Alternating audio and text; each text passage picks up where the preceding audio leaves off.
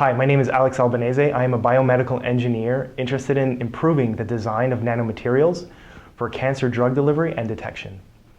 So one of the problems we have working with nanomaterials or nanoparticles is being able to predict how they'll perform inside the body. So when you design a new nanoparticle that you're convinced will cure cancer, the first line of experiments that you'll do is you'll take your nanoparticles and expose them to cells at the bottom of a petri dish. These experiments, not surprisingly, are really bad at predicting how the nanoparticle will perform inside the body when there's a tumor. So the reason for this is you have flat cells at the bottom of a petri dish, and you have a tumor, which is a three-dimensional entity. There's blood vessels, there's different cell types, and you have this protein network that surrounds the cell called the extracellular matrix, or the matrix for short. And as it turns out, cancer cells have a much different matrix around them than healthy tissues. The image that I'm presenting is a set of experiments I did where I took cancer cells of different clones of cancer cells that are metastatic. So that means that they can leave the primary tumor and form little microtumors throughout the body.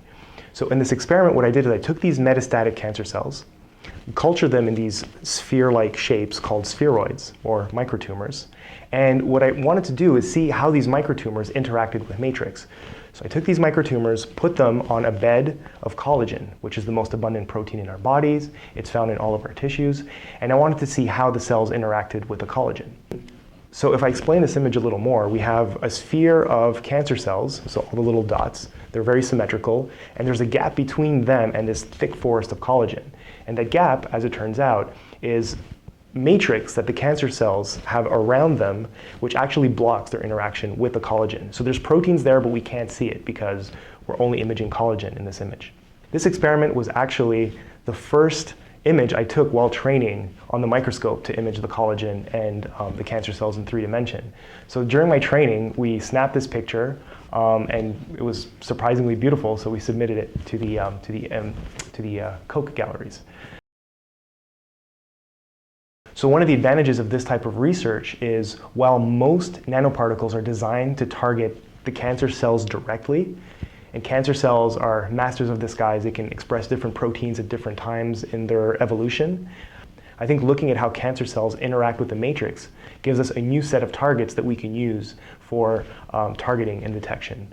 And I think this is an overlooked approach for cancer targeting and diagnostics. And I want to explore that a lot more with experiments such as this. So with these experiments, my goal was to create an experimental model where I can see how cancer cells interact with the matrix. And then in a second step, which is ongoing, is to administer nanoparticles to these more complex cell cultures and see if we can get nanoparticles to target the matrix around the cancer and the cancers.